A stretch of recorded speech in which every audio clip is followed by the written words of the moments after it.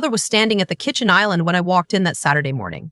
She had her reading glasses on, which she only wore when she was studying something she didn't like. She was looking at my laptop, not at it. Into it. The screen was open to my Etsy shop dashboard. Orders, revenue.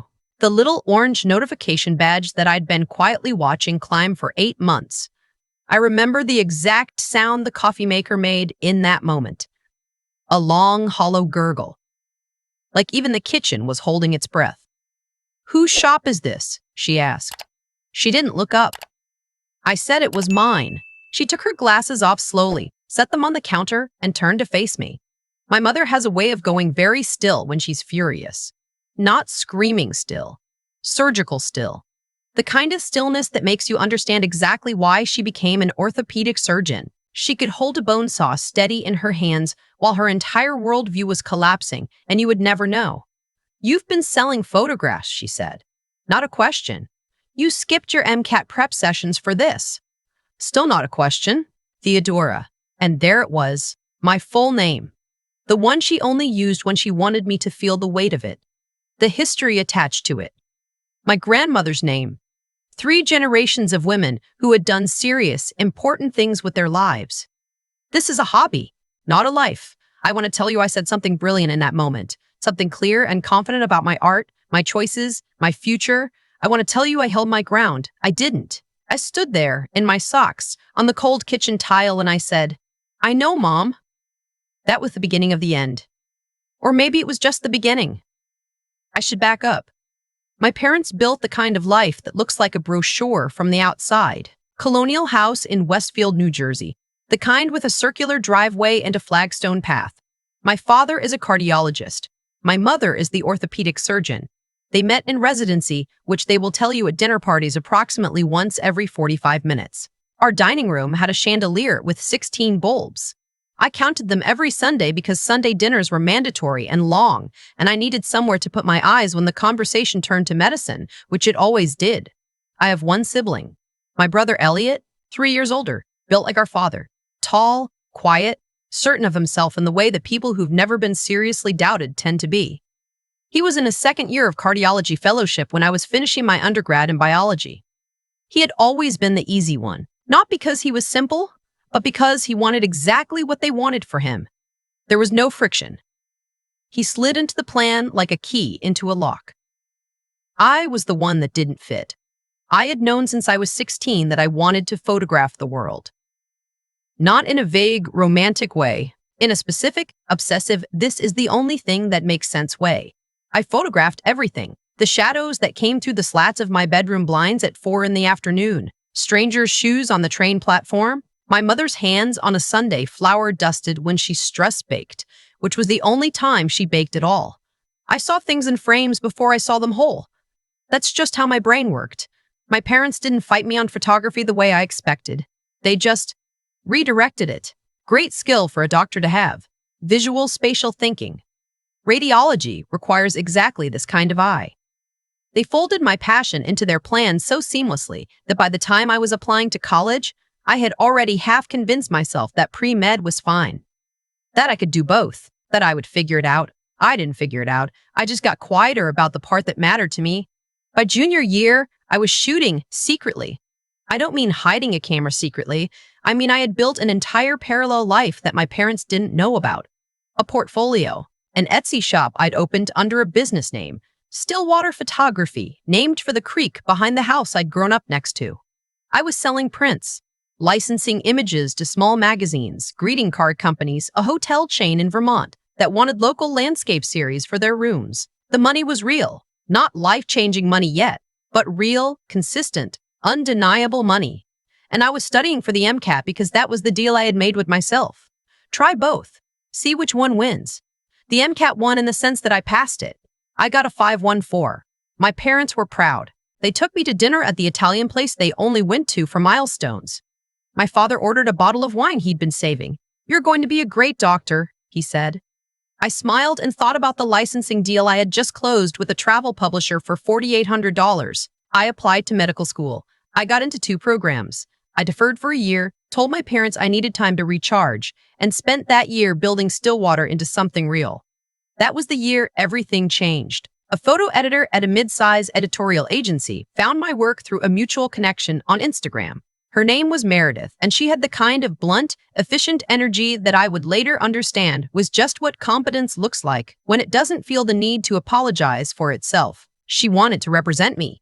She wanted to pitch my landscape series. 3 years of American Southwest images, all shot during road trips I'd told my parents were study retreats to a gallery in Santa Fe. I almost said no. I'm still not entirely sure why I said yes, except that when she described how she saw my work, what she said she saw in it, I felt something crack open in my chest that had been sealed shut for a very long time. The gallery show was scheduled for 11 months later. I did not enroll in medical school. I did not tell my parents. I know how that sounds. I was 26 years old. I had my own apartment in Philadelphia by then, had moved there after undergrad for what I told them was proximity to Penn's medical campus. It was proximity to a photography community and a darkroom co-op and a district full of people who talked about light and composition, the way my family talked about patient outcomes and departmental politics. I wasn't ready to blow up my relationship with my parents before I had any proof that I could actually make this work. I needed the show first. I needed something concrete to put on the table. So I waited, and I built, and I shot. The first Sunday, I missed a family dinner. My mother called 3 times. I texted back, swamped with research, sorry. The second Sunday I missed, she called twice. The third Sunday, she drove to Philadelphia.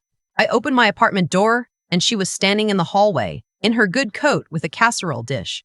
She looked around my apartment, which was covered in prints and contact sheets and a large corkboard that I had naively left on the wall with my gallery timeline pinned to it. She set the casserole on the counter. She walked to the corkboard. She read every single thing on it. I stood in the kitchen doorway and I did not move.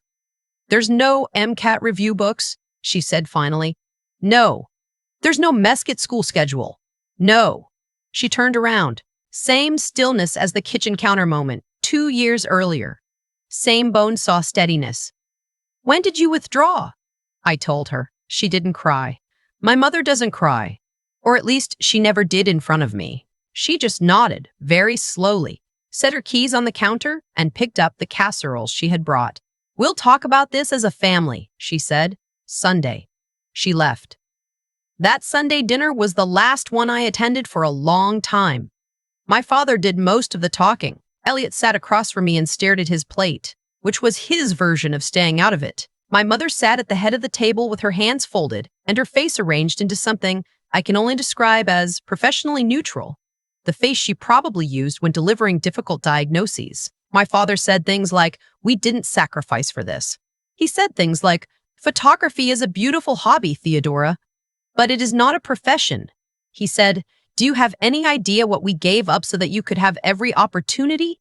I said, "I know what you gave up, and I'm grateful, but this is my life." He said, "Not under my roof." I pointed out gently that I hadn't lived under his roof in 4 years. He said, "You know what I mean."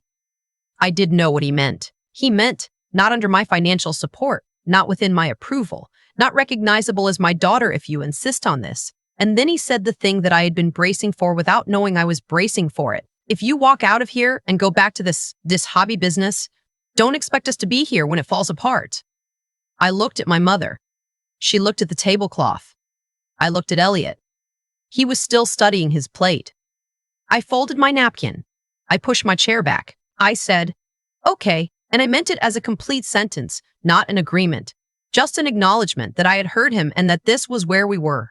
I drove back to Philadelphia that night with the radio off. The 6 months after that dinner were the hardest, and also, strangely, some of the most clarifying months of my life. I picked up 3 part-time jobs to cover the gap that had quietly existed between what my Etsy shop was making and what I actually needed to live. I worked the morning shift at a cafe 2 blocks from my apartment, the kind of place that smelled like cardamom and old wood, and where the other baristas were all in grad school for things they also believed in. I shot weddings on weekends because wedding photography paid and because there was something useful in learning to find the real moments inside highly choreographed ones. I did headshots for professionals on Thursday evenings. I slept 4 to 6 hours. I was more awake than I'd ever been. My phone was quiet in the way that a room is quiet after something loud has left it. My mother sent me a birthday card in March with nothing written inside except her signature. My father didn't reach out at all. Elliot texted once. Thinking of you. I wrote back, thanks, and then we both let it sit there. Meredith and I worked 18-hour stretches in the weeks before the gallery show. She was relentless, and I was grateful for it. The show was called Uncharted Interior. 41 photographs, all American Southwest landscapes, most of them taken during those years when I was ostensibly on study retreats. There was something almost funny about that. The images that had been the cover story were now the story. The opening night was a Thursday in October. I stood in the gallery doorway at 7 p.m. and I thought, if no one buys a single print tonight, this was still worth it. I actually thought that. I want to be precise about that moment because I think it mattered that I had gotten to a place where I meant it. By 9 p.m., 23 of the 41 pieces had sold. By the end of the show's 3-week run, Meredith had fielded 3 collection inquiries. Buyers who wanted not just individual prints, but full series, multiple pieces, full archive licensing rights. 2 of them were private collectors. One was a hospitality group developing a series of boutique properties across New Mexico and Arizona who wanted to build their entire visual identity around one artist's work. I was 28 years old. I was standing in Meredith's office in Philadelphia with a cup of terrible coffee when she told me what the hospitality group was offering. I had to ask her to repeat it. $12 million. Not for everything. For a 10-year exclusive license on 67 images with a purchase clause on original prints and a consulting retainer for future properties. I set down the terrible coffee. I sat very still for a moment that I think lasted about 30 seconds, but felt like it had its own weather system. Then I said, okay, let's talk about what we need to review before I sign anything. Meredith looked at me for a second, and then she laughed. Not a polite laugh. A real one. You're going to be fine, she said. I want to be honest about the money because I noticed in conversations with people who've heard pieces of this story that they sometimes fill in their own version. And the version they fill in is usually tidier than the truth. The $12 million was not a check that appeared in my account. It was a deal that took 4 months to close, involved 2 entertainment lawyers I had to find and vet and pay, had a tax structure that I had to understand in order not to be completely blindsided by what I actually owed the federal government, and broke down into tranches over several years. I came out of year 1 with significantly less than $12 million in my possession, which is how licensing deals and capital gains taxes and legal fees work. I also, separately, sold the original prints, not included in the licensing deal, through a gallery auction that Meredith orchestrated with a specialist in Santa Fe. That brought in additional money. Real money. The kind that changes the landscape of your options in a permanent way. I bought a house in Santa Fe. Not because it was the most financially conservative choice. Any reasonable advisor would have told me to invest more and spend less, but because Santa Fe was where the images were born. Because I had stood on the edge of canyon land at dawn with a camera in my hands and understood for the first time in my life that I was exactly where I was supposed to be. Because owning something there felt like putting a stake in the ground. The house cost $3.4 million. It has a studio with north-facing skylights. There's a courtyard with a juniper tree that's probably older than anyone I know. I can hear coyotes at night. I moved in on a Tuesday in February. I had a sleeping bag, a camera bag, a suitcase of clothes, and a box of books.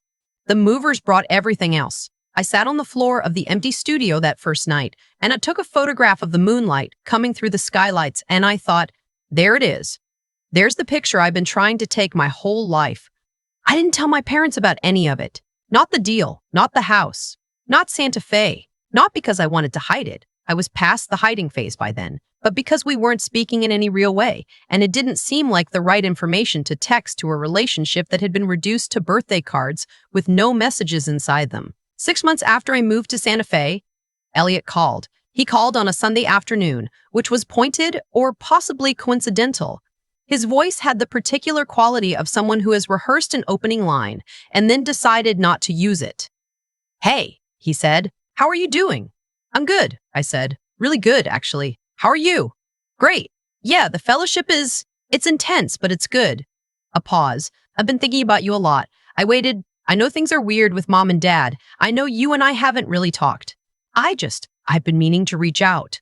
I'm glad you did, I said, and I meant it because I missed my brother in the complicated way you miss someone who was present for your whole life but never quite in it. We talked for 20 minutes. He asked general questions. I gave general answers. He didn't ask where I was living. I noticed that he didn't ask. 3 weeks later, he called again. This time, the conversation had a different texture to it, more specific. He asked how the photography was going. I said it was going well. He said he'd heard, and here he paused in a way that told me the information had come from somewhere deliberate, that I might have done well with the gallery show. Where did you hear that? I asked. Meredith has a website, he said. I looked you up. I said that was fair. He said, Theo, I want to be straight with you. I'm not calling just to catch up. I actually respected him for that, for just saying it. Dad has some things going on, he said. Financially, the practice has been going through a restructuring and there are some cash flow issues and he's too proud to say it to you directly, but things are tight right now. I sat with that for a moment. Mom and Dad have always been financially comfortable, I said carefully. Things changed, he said. A bad investment, the restructuring, some other things. I don't know all the details. I just know he's struggling and I know that it sounds like you're in a different place now. Elliot, I said. Yeah? Dad told me not to expect them to be there when things fell apart. He said that to me, at the dinner table, in front of everyone. Elliot was quiet. Things didn't fall apart, I said. The opposite happened. And the first time we really talk in 2 years is because you need something. He didn't argue with me. He said, I know how this looks. What does he need specifically? He told me a number. It was not a small number. I said, I need to think about this. Of course, he said. I also need you to understand something, I said. Whatever I decide, and I haven't decided anything, it's going to be my decision, not an obligation. Not because I owe anyone anything. Not because this is what families do. My decision on my terms. I understand, he said. Do you? Another pause. Longer. Yeah, he said. I do. I spent 2 weeks thinking about it. I want to be honest about what those 2 weeks were like, because I think people sometimes expect a story like this to have a clean emotional arc. Anger, then clarity, then resolution. It wasn't like that. It was messier. I was angry for a few days.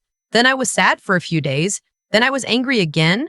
And then I was something that doesn't quite have a name, a kind of exhausted tenderness for the people who had hurt me and who were also, inescapably, my family. I talked to Meredith about it, which surprised both of us since we had always been strictly professional. She listened and then she said, What do you want your life to look like 5 years from now? Not financially, relationally. I thought about that for a long time. I didn't want to spend the next 5 years being the person who had the money and didn't help. I also didn't want to spend the next 5 years writing checks into a void and calling it a relationship. I called my mother. Not my father, not Elliot. My mother. She answered on the third ring, and her voice was careful in the way that people's voices get when they've been waiting for something and aren't sure whether it's good or bad. Theodora, she said. Hi, Mom. A beat. How are you? I'm good. I'm living in Santa Fe. I have a house here with a studio. I said it plainly, not as a triumph. Just as information she deserved to have. The photography is my job now. It has been for a while. She was quiet for a moment. I heard, she said softly. Elliot mentioned. I know about what's going on with Dad, I said. I know that's probably part of why Elliot reached out. She didn't deny it. Mom, I want to ask you something, and I need you to answer me honestly. Okay. If the money situation were fine, if nothing had changed, would anyone have called me? The silence that followed was the most honest thing she had given me in years. I don't know, she said finally, and I could hear something in her voice shift, something that caused her to admit. I don't know, Theo, and I'm sorry. I'm sorry that that's the answer. It was the apology I hadn't known I was waiting for, not the sweeping kind that erases everything. Just a small, real one that acknowledged the shape of what had actually happened. I'm not going to give Dad money directly, I said. That's not something I'm willing to do. But I'd talked to a financial advisor about some options that might help the practice situation, and I'm willing to have that conversation, a real conversation, with a professional in the room, about how that could work in a way that makes sense for everyone. That's what I can offer. That's the boundary. My mother said, That's more than fair. It's not forgiveness, I said. It's not us going back to Sunday dinners like nothing happened. It's just a door, a small one, that I'm choosing to open. She said, I understand. And then she said, Your grandmother would have loved your work. I looked at the gallery website. I looked at everything. That Canyon series. She stopped. I don't have the words for it. I wanted you to know I looked. I stood in my courtyard with the phone in my hand and looked up at the sky over Santa Fe, which does things in the late afternoon that I have never seen a sky do anywhere else. Goes orange, then pink, then a color that doesn't have a name. The juniper tree threw a long shadow across the courtyard. Thank you for telling me that, I said. That was 8 months ago. My father and I have had 2 phone calls since then. They were short and a little stiff, and we did not argue. The financial conversation happened with an advisor present, and I put in place a specific, structured arrangement with a clear end date. Not a blank check, not a loan with no terms, not the kind of open-ended generosity that becomes resentment over time. A real agreement on paper that we both signed. He did not say thank you directly. He said, "You've done well." Which, from my father, is the same thing, I think. My mother and I talk on the phone every couple of weeks. Not always about important things. Sometimes just about what I'm shooting, what she's reading, what's happening. She told me last month that she rearranged the living room and that it looks better now. I told her about the new project I'm developing. Portraits of women who changed careers after 40, photographed in the spaces where they do their new work. She was quiet for a second, and then she said, "That sounds meaningful." I said, "It is." Elliot came to visit in October. 3 days. We drove out to the Canyonlands, and I brought 2 cameras, and he spent most of the first day asking technical questions, and most of the second day just walking quietly beside me. On the 3rd day, we sat on a ridge at sunrise, and he said, "I get it now. I didn't before, but I get it." I took his picture.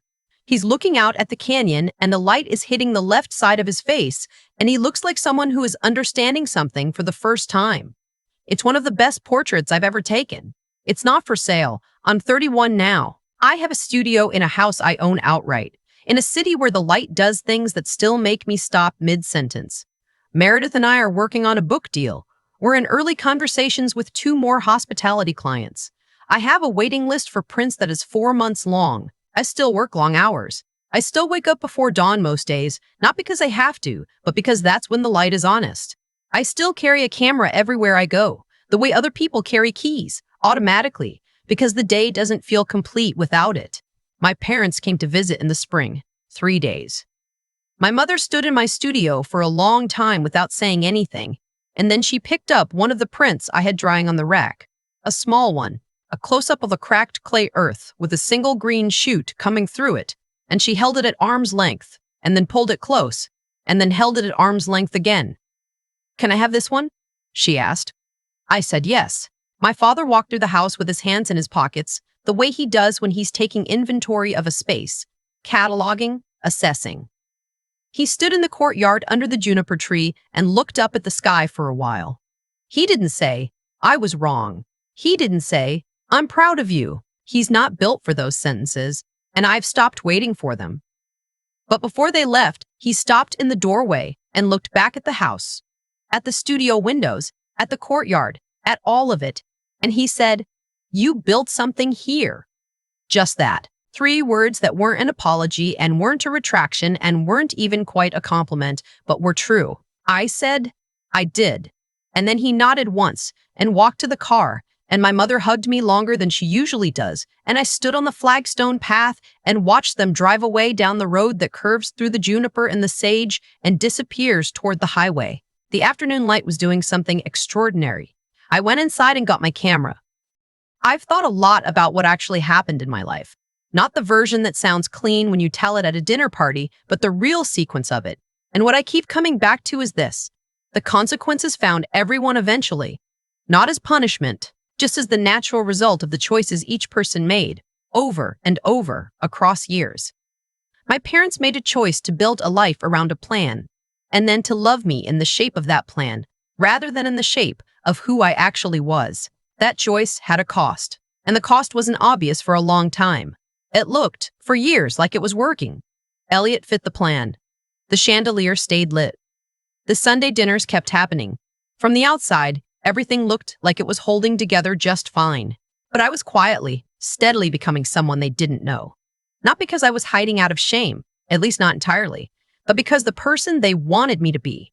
and the person I actually was had never been the same person, and no amount of MCAT prep was going to change that. The choice I made to stop pretending, to build Stillwater in the margins of the life they designed for me, to walk out of that Sunday dinner and drive back to Philadelphia in silence. That choice also had consequences, hard ones. 2 years of near quiet, birthday cards with no messages, a phone that didn't ring the way a phone rings when people are thinking about you. What I learned, sitting on the floor of an empty studio in Santa Fe with moonlight coming through the skylights, is that integrity is not comfortable. It doesn't come with immediate reward.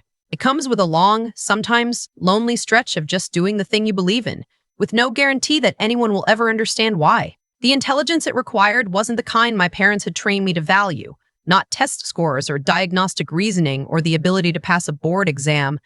It was a different kind of intelligence, the kind that asks you to look honestly at what you actually are, separate it from what people need you to be, and then build something real from that gap.